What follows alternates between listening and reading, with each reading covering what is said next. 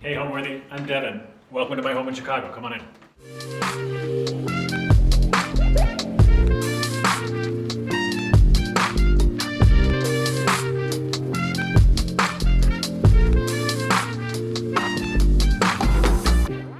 You're watching Homeworthy, where we believe every home has a story.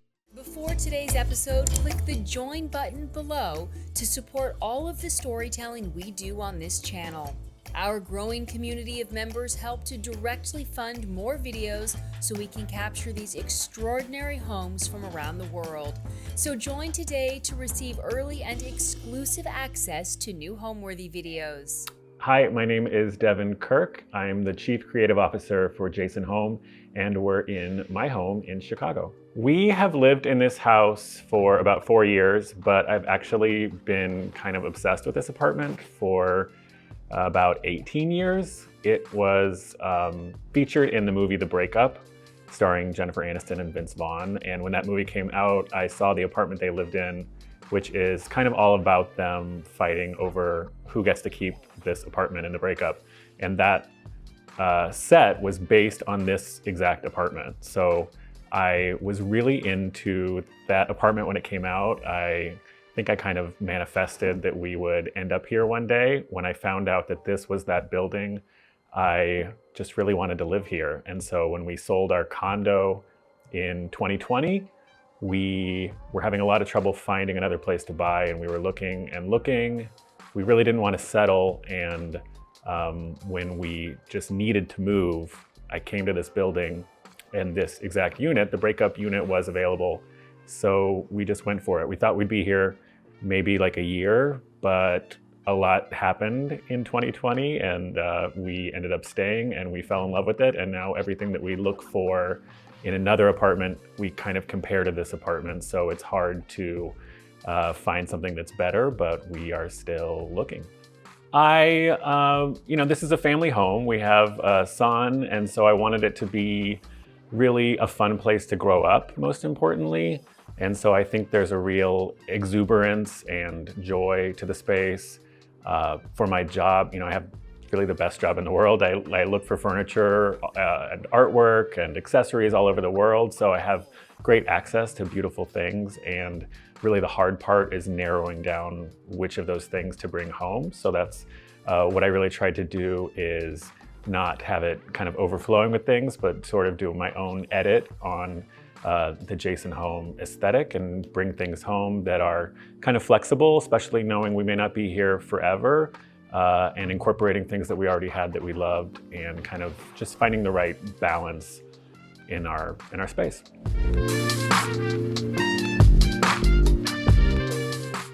Welcome to the entry of our home. We call this space the gallery. It has this great original barrel vaulted ceiling, and this is really like the main artery of our home. All the main spaces come off this hallway, which is kind of like an oversized hallway. We actually use this space a lot for entertaining. We have Thanksgiving in this room. We do 2 8-foot long tables back to back and have a big party in here.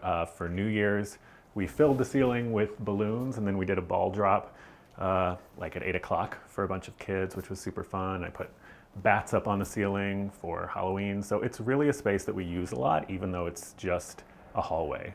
And since it's the gallery, there's lots of art in here. There's these gallery walls kind of go in and out of fashion, I feel like, every few years, but I think they're kind of a timeless way to decorate. And I think when you put different types of pieces together, they kind of play off each other, and there's kind of a friction that happens with the different types of work and different periods. This was in my house growing up as a kid. I think my mom bought it in San Francisco in the 70s, so it's really been in my home my entire life.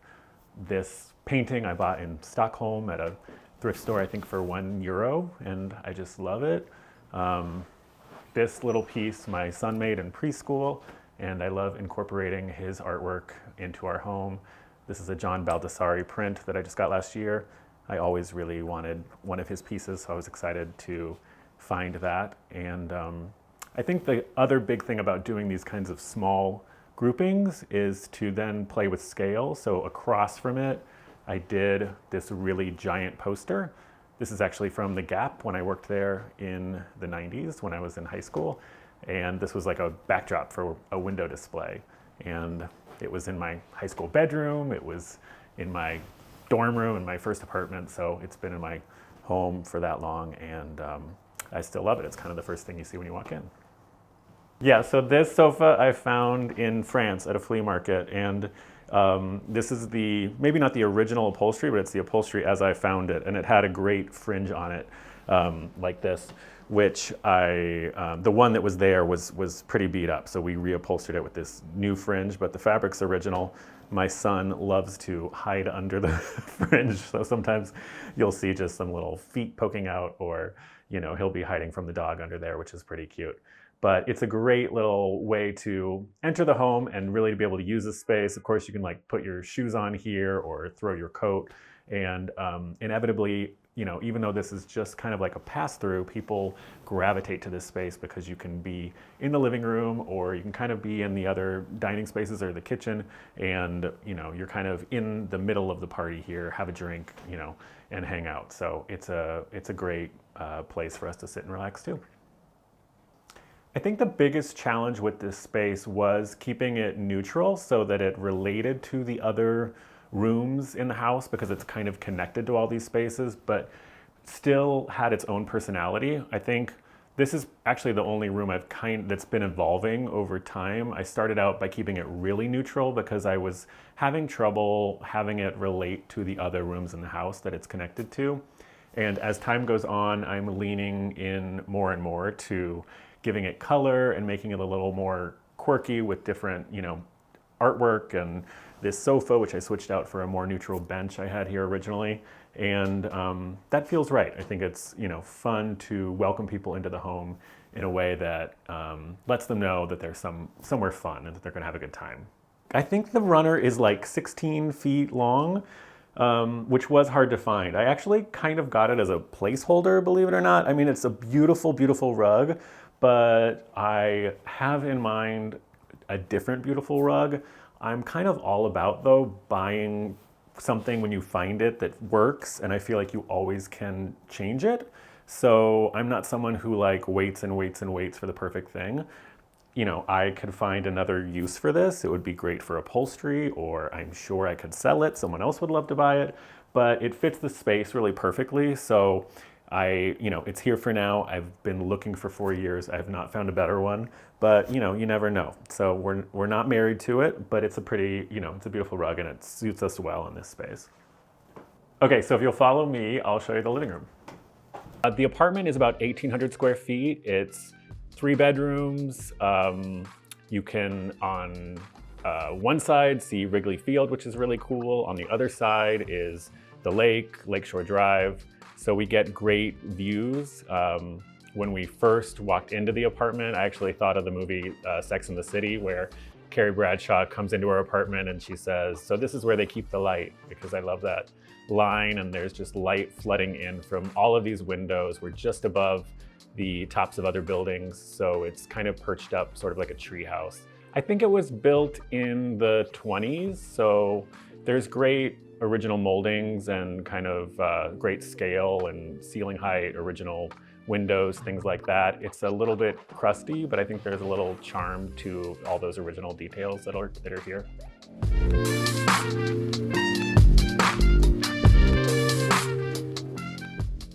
So this is the living room of our home.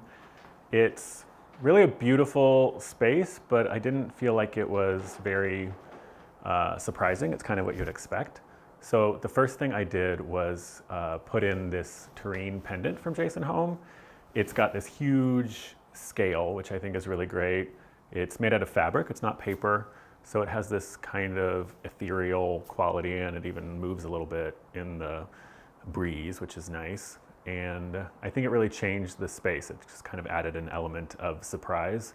I also like the balance kind of across the room this way. There's this convex mirror over here, so it's kind of reflecting the big sphere. And then on the other side, we have this Ellsworth Kelly lithograph, which is here. We bought that just after we moved into the space. We were kind of stuck at home and wanted to splurge on a piece of art, and so we found this artist's proof.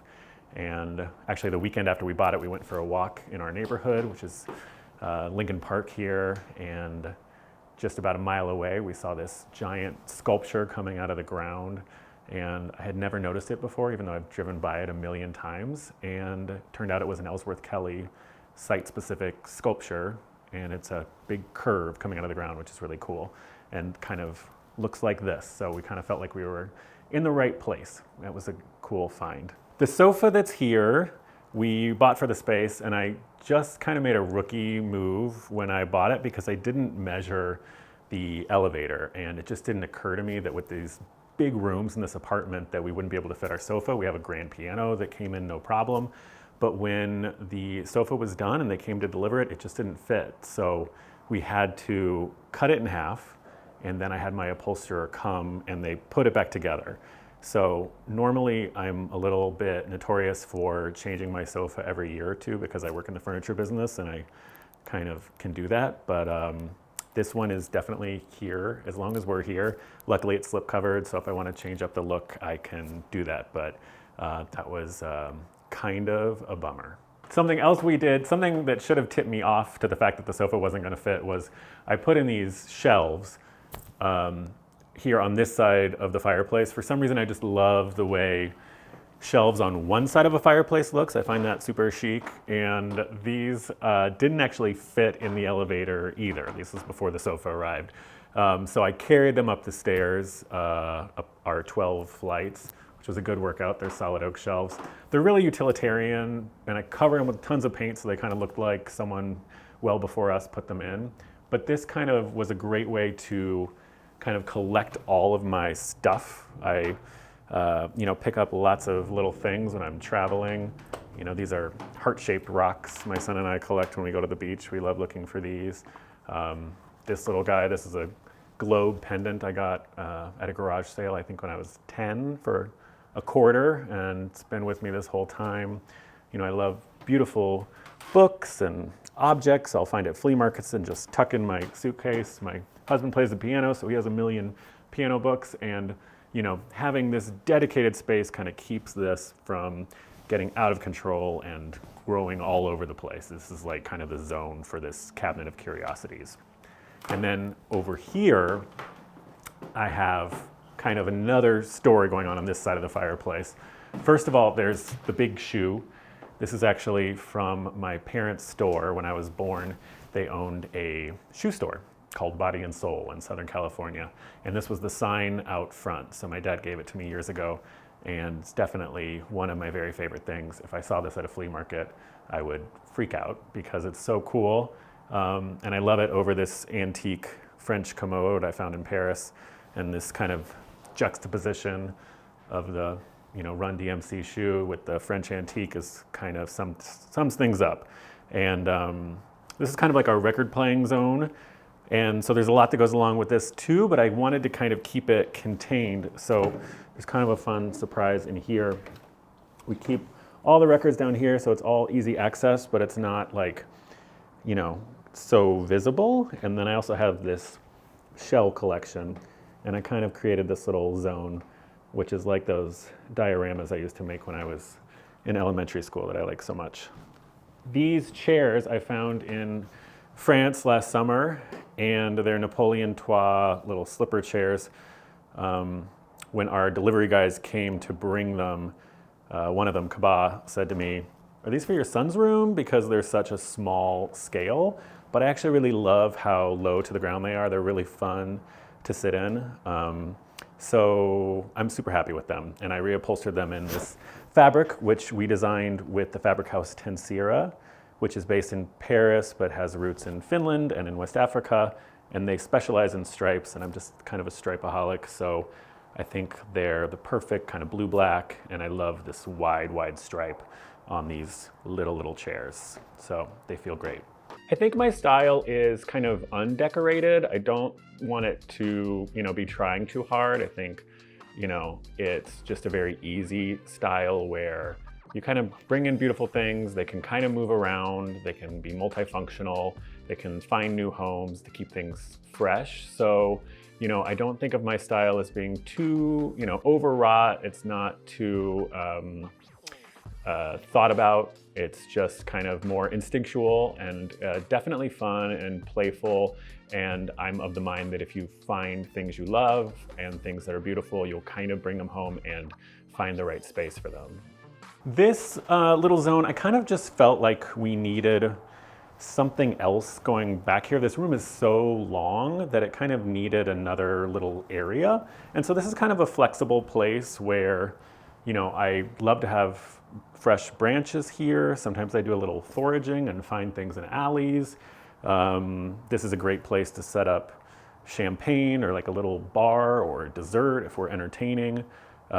We could play games here. This is just kind of a multi-purpose area, and I think it gives the room, which is so long and narrow, kind of another zone, which is great. The coffee table here is a teak root. They excavate these in Indonesia in order to use kind of every piece of the wood, which is cool.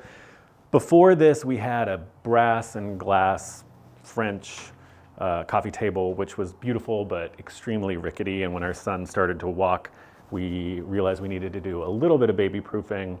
So we got this table, which our friends kind of thought was funny because it's doesn't really scream baby proofing, but it's actually, kind of got soft edges. There's no sharp corners. There's no glass. We've had no accidents, and you can put your feet on it. You can put a glass on it. No big deal. So it's served us well. The rug I bought in Morocco. It's a traditional Beni Orain. Morocco has the best rugs in the world, and we love to go there and source beautiful rugs for our store. So this was a fun one to buy in the souks, and it's a great memory. And I just love in this space how, it adds texture. It's still kind of neutral. It's cozy, and I just think it's a nice kind of scale of pattern in here, and just adds like another layer. The fireplace, unfortunately, is just decorative. So, it's still, I think, a great focal point. And, it's kind of a nice narrow fireplace, so it's a little challenging to find objects. This is something else that I found in Morocco, a piece of pottery, which is cool. I am obsessed with this tramp art candle holder. It's made out of bottle caps, which is super fun. And then this is another piece my son, Harry, made. His very unique perspective on these, three-headed monsters and stuff, and in this pretty gilt frame, which I just sort of love. I think it's one of my favorite pieces. I think the trick to making this room feel cohesive is really the palette. It's, pretty neutral overall. There's, whites, blues, grays, some browns as well. And so even though, there's lots of objects from all over, there's lots of periods and different types of furniture and art, the palette's kind of consistent. So there's still, some texture, but I think it's, not jarring to have so many things. And I think also keeping collections kind of contained a bit really helps to make it not be overwhelming. This little stool is like a Saarinen tulip stool. I think it's a knockoff, but I think from another project, a leftover little remnant of this animal hide, and it just happened to be the perfect size, so I reupholstered this guy. And I think it's pretty cute. We actually really use it more than I thought we would. I thought it was just a, kind of a cute layer in here, but it moves around and serves lots of functions. People like to sit here for parties, and really everything can kind of move around, which is, I think, a good thing when you're entertaining, for people to feel like they can kind of grab a chair and move to a different group or go off to a different seating area. The piano bench, these little chairs, everything kind of is very flexible in this space, which is nice. I think these are the original hardwood floors, and definitely the original moldings, which are also beautiful. Again, it's an old building, and there's lots of kind of quirky things with the radiators and the windows, but we love that kind of history that you just can't get in something new. So yeah, it's a lot of original details, and I tried to update the things that were not original so that they'd kind of blend in a little better. My tips for sourcing are to never stop looking. You've always got to pull over every estate sale you see, every flea market you find. There's always a gem hidden there somewhere, so you got to keep looking. I think you have to train your eye by also looking. So even if you're not getting something, it's good to see what's out there. It's good to look at magazines, to look at Homeworthy videos. I think you have to kind of train your eye to what there is, and that kind of hones your aesthetic. I think style is important because that is really, different for every person. There's trends, there's, traditional, there's modern, but I think style really is about what you love. So I think you'd really have to trust your gut at a certain point and go with what you love.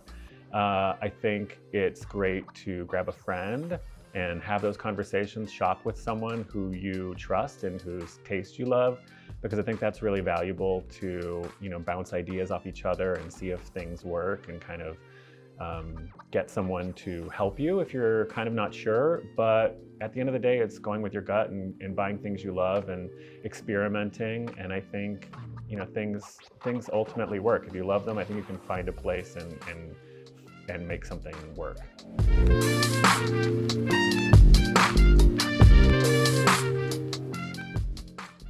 Here we are in the Poochie room. This was the original dining room, of course, but we call it the Poochie room, and it's kind of silly, but the reason why is because I was looking at different fabrics to use in here for all of the upholstery and also the curtains, and we were looking at different options, and my husband kept calling this the Poochie fabric. It kind of looks like a Poochie fabric, but not really. So anyway, we eventually started calling it the Poochie room, just kind of as a joke, and our son, who was like 3 or 4 at the time, started calling it the Poochie room. He was just learning to talk and didn't really know that Poochie room wasn't a real room, and it kind of stuck. So now this is it, it's the Poochie room. And for us, it's really multi-purpose because this is really our main dining area. We decided we didn't really need like a big, long dining table that we only sat at a couple times a year.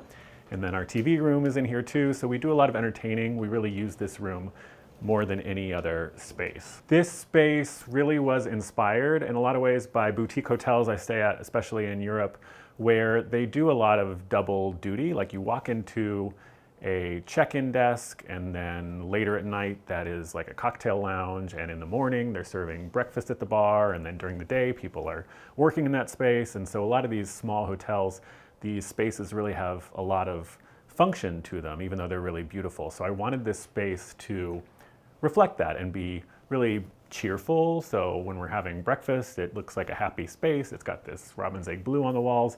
But at night, when it gets darker and a little moodier, the lampshades especially, if that's all that's on in here and we're watching a movie, it kind of feels like we're in a movie theater. So it's kind of a fun space that does double duty all day long and turns from, kind of a daytime space into a nighttime space, and does a lot of service for us. So this is our little dining nook, and we have a very special collection above it on the wall here. These butterflies are all from Des Rolles, which is a store in Paris that's been there for about 200 years. We have started a tradition where I pick up one of these every time I go to Paris, which is 2 or 3 times a year. And so the collection is just growing little by little over the years. We were actually there together as a family last summer, and so Harry picked out these 2 butterflies for me and Chad as a Father's Day present. We were there on Father's Day, which is kind of cute. So the collection's growing and growing. I used to just get like kind of brown, gray, neutral ones, but now when I go, I ask Harry what color to get, and so he'll usually say like blue or yellow or whatever. And so the collection is getting more and more colorful, which I actually appreciate quite a lot. And now he's getting specific. I think I got this one on my last trip because he asked for a monarch butterfly because we didn't have one. So I am expanding my knowledge about butterflies as we go. So the chairs are kind of a mix. These 2 green ones are just from IKEA. I needed stuff that was really wipeable, especially when we moved in here because Harry was so little. And then this is a chair I found at a flea market in France, and then just upholstered this little cushion out of a Miles Red Schumacher fabric that I love. And I love this mix. And then the settee is one of my oldest purchases I bought from Jayson Home, I think close to 20 years ago. It's probably on its 3rd fabric by now. And I just keep reupholstering it. But I think when you buy something really well made, you can do that. And I think it's still got a lot of life left in it, and we'll keep, using it from home to home. This is getting embarrassing now, but this sectional also had to be cut in half. I did not learn my lesson the first time, and so the small piece made it in, so we had a tiny little love seat to sit on for a little bit. But again, we had to cut this piece of the sectional in half, which I really don't recommend. It'll cost you at least $500, and you know, it's staying here for a while, but it's okay because it works. Instead of a coffee table in here, we did this ottoman, which is just super practical.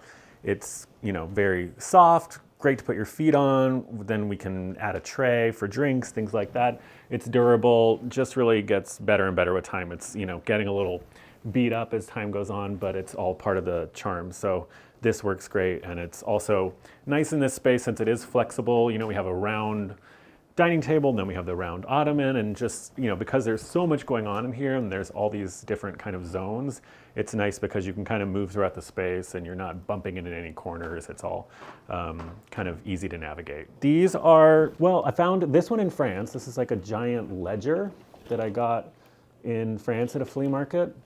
And then this one is actually from a library in California. It's a New York Times newspaper. So this is from 1937. Someone just called me one day and said, I have this collection from a library, you know, do you want to buy them? And so there were tons of these books, and they're pretty spectacular. So I had to have one for myself at home. But yeah, anytime you see a giant book, that's a great find. Okay, let me show you the kitchen. I've worked at Jayson Home for 21 years. So I started there really just a year out of college. I didn't necessarily know that that was what I wanted to do. It kind of evolved over time, but you know, I'm very, very fortunate that it's a great company that really lets people find their own path and kind of gets on board with our mission, which is finding beautiful things and helping customers. So it was a great place for me to be at that time. I'm very lucky. I grew up loving shopping. I grew up loving retail, and I grew up loving art, and you know, that was all part of my upbringing. So I was really kind of well served to, you know, land where I landed, but it was very, you know, instinctual. One thing kind of led to the next, and you know, I found the perfect path for myself. I'm very lucky like that.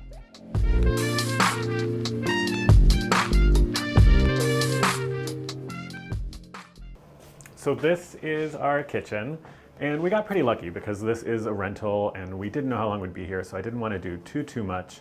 The biggest challenge in here really is that we have this kind of L shape of cabinets, and then we have the very blank white wall on the other side, so there wasn't really room for furniture, and I didn't really want to invest in wallpaper. And I also had all these leftover pieces of artwork, paintings, you know, things from our collection that just didn't really find a home somewhere else. So I just decided to kind of create this wallpaper effect where we hung this artwork kind of all over the wall, kind of wrapping around this corner so that, you know, nearly every nook and cranny is covered. I still have a few more spots where I can add things if I find them. The owner of Jayson Home is actually Artist Frame Service, which is a big framing company. So I'm very lucky because I get a framing discount over there, which helps with my obsession with artwork and collecting things on my travels. But I think it turned out really fun, and you kind of can see this space as you move into the apartment, and it kind of draws you in to see this collection.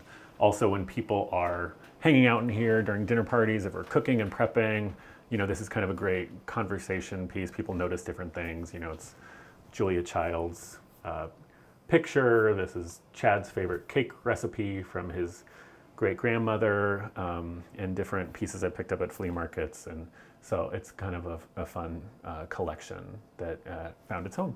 You know, I think a fridge, especially if you have kids in the house, you gotta load it up. I think it's part of the charm to have magnets and pictures. We love a photo booth, artwork, got a Pokemon card, of course. So, you know, I think it's cool to have a fridge, you know, well loved. And as you can see, the artwork wraps around the corner so that it continues on this side and even zigzags around another corner again. to kind of cover every single wall to achieve this wallpaper effect. I usually go on instinct when I'm hanging artwork, and I'll lay out some things to get kind of an idea, but I'm not afraid of putting a nail in the wall and just seeing how it goes and then trying again if it doesn't quite work. With this collection, there's only so many gaps left, so if I kind of have to shop for a specific spot, or I have to start moving everything around, which gets a little bit tricky. So, but I think you just gotta go for it and try it. There's not really, a magical way to lay out artwork. You just kind of gotta, get in there and figure it out. And then right off the kitchen, we have our makeshift butler's pantry. So over here we have this pantry. We're kind of like between the kitchen and the back door here. And I didn't really need this extra storage just to be storage. I had the idea of hiding our bar in here. And so in this cabinet, I still have lots of storage for all of the little things I use for entertaining and dinner parties and vases and stuff, but I created this bar and I ordered the fabric off eBay. I just upholstered the back of it myself, just with like some nails and some double-sided tape. It works great. Had my dry cleaner make this little curtain, which covers more storage down here. And, it's kind of a self-serve bar, so our friends just can come over, grab a glass, usually put an ice bucket out here, and everything you need is kind of ready. All the glassware is at hand.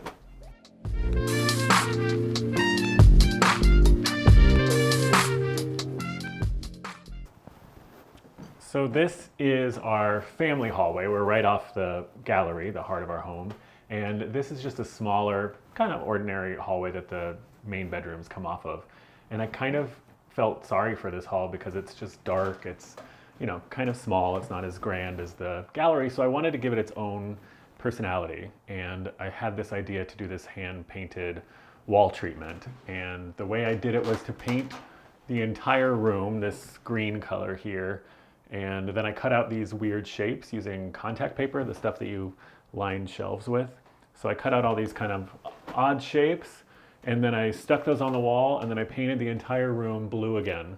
And I had to wait like a day for it to dry. The suspense was killing me. I didn't even know if it would work, but I ripped off all this contact paper, and lo and behold, it was exactly what I had hoped for. So I think it gives it a lot of personality.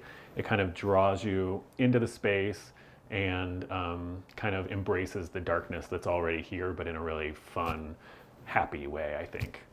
I have been painting my walls in one way or another since I was a teenager. It's just something that I've been experimenting with for a long time.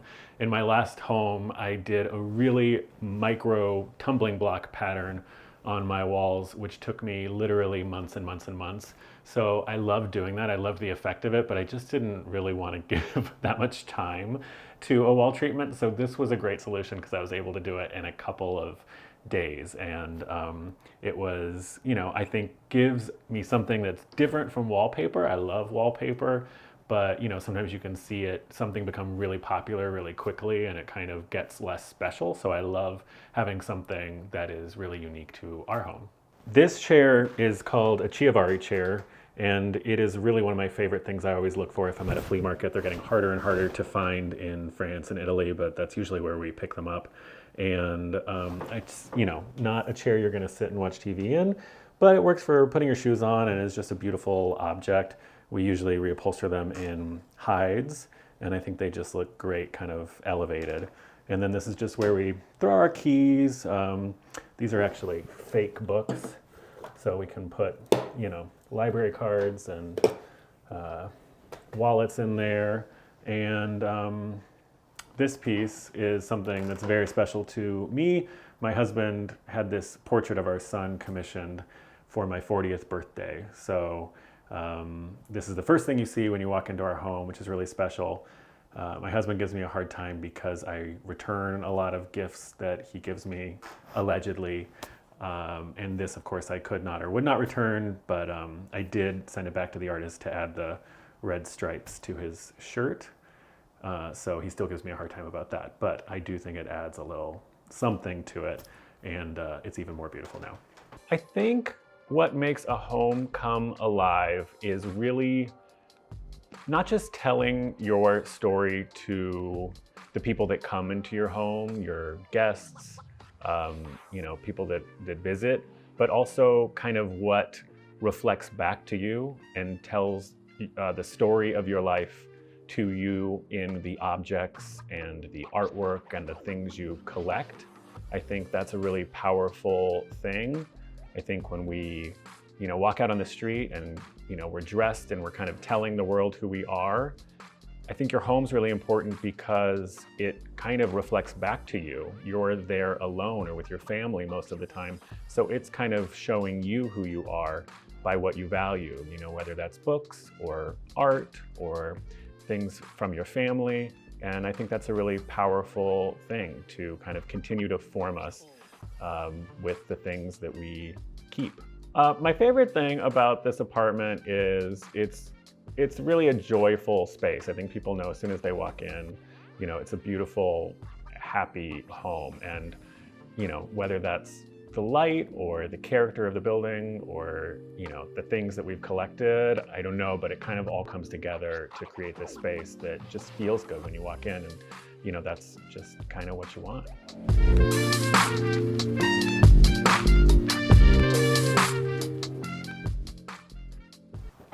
So here we are in Harry's room, and I really feel like it's important when you're decorating a kid's room that it feels like you're in kind of the whole home and has the same kind of feel. So I use antiques and great art and interesting lighting and beautiful textiles and rugs and all these things that can kind of grow with him, and they don't have like an expiration date where they're only good for 5 to 7 or 7 to 9. These things are things he could have forever, and I could picture any of this stuff in his home, his first apartment, or even his grown-up home, just like I have things from when I was a kid. There's family heirlooms in here. This is a lamp that belonged to my grandparents, Harry's namesake, and I had a new shade made for it with this marbled paper, which is great. Even the table is actually from my grandparents as well. The desk is a new acquisition. We were traveling last summer and Harry was staying in a little bedroom in the home we were staying in, and it had a desk, and I hadn't gotten him a desk yet. I didn't really think a 6-year-old needed a desk, but he loved it. He went crazy and was just writing and drawing and loved the idea of kind of working at a desk. So I found him this desk in France, and it's great. It has all his little drawers for art supplies and all that stuff, and he's really loving this space now. More red stripes. Again, this kind of feels like now you're in the other parts of the home, and again, this kind of blue, kind of coffered tumbling block feel, again, I think is repeated in other places in the home. So this kind of blue-red color palette sort of echoes the Pucci room in a certain way, but it's just a color combination that I really love. I also just did this antique chair. This is something else I've had and kind of reupholstered over and over again. It's just a beautiful antique French chair. It's great quality. And we just got a Dalmatian last year, so it's kind of a nod to Scout, our Dalmatian, to have this spotted chair. Unfortunately, it kind of attracts dog hair a little more than I expected, but it's okay. I find that you can decorate kid spaces with antiques and beautiful textiles and rugs and great lighting and artwork, and all these things will grow old with them. I have lots of things that were from my room as a kid, and I still have them, and I think that's kind of fun. It tells your story over time. And I don't worry too much about the other spaces in our home. I think people are surprised sometimes. We have lots of small things out. We have a white sofa. I'm just not too worried about any of this stuff. The people are more important than the things. They're all replaceable. And, surprisingly, we have a really rambunctious, fun 7-year-old, but, he's more interested in toys than he is in my accessories. So it's really not too big of a deal. The bed linens are, again, just like layered, beautiful bedding that I think can grow with him, or that honestly even I would use. There's, an Indian cantha, and then this beautiful French textile, and this another kind of tie-dyed, resist-dyed piece, and then just Target sheets, and kind of mixing those things together to create this kind of play-on pattern I think is fun for a kid's room. And then the bed itself is actually a day bed. It's got a cushion that matches the rest of the frame, and again, this could be a floating piece, somewhere else in our home, or it could be in addition to a bed later on for him if we got him a bigger bed. But it's, again, something that's kind of flexible and, kind of has versatility to it, which is important. Harry does love dinosaurs. He has kind of an extraordinary collection. So I found this print from Juniper Prints. They do these great kind of overscaled things, kind of this billboard size print, which I think is really cool. And again, I think would be fun, in his dining room when he's a grown-up. So I think that's really cool. And then it goes, of course, with all of these guys, which come out and play all the time. There's a lot more where they came from. So yes, he's an expert. He's a junior paleontologist. Okay, let's go check out my bedroom now.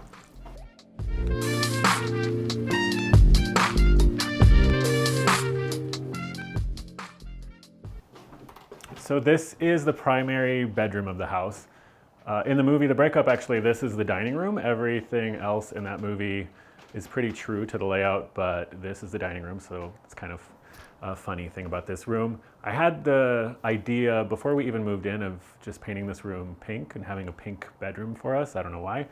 Our last bedroom was really dark gray, almost black, so I think I just wanted something totally different.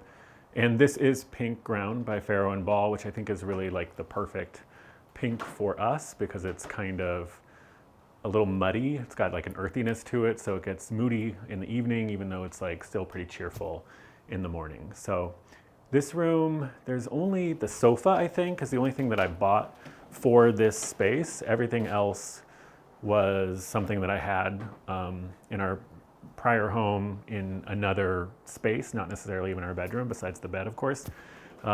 So, I think it was kind of fun to find different uses for things and bring in, the armoire from a different room and the nightstands and things like that and use them here. I bought this armoire on one of my first buying trips like 20 years ago, and I still love it. It's great storage. It's kind of had lots of functions for us over the years, but I think it's great.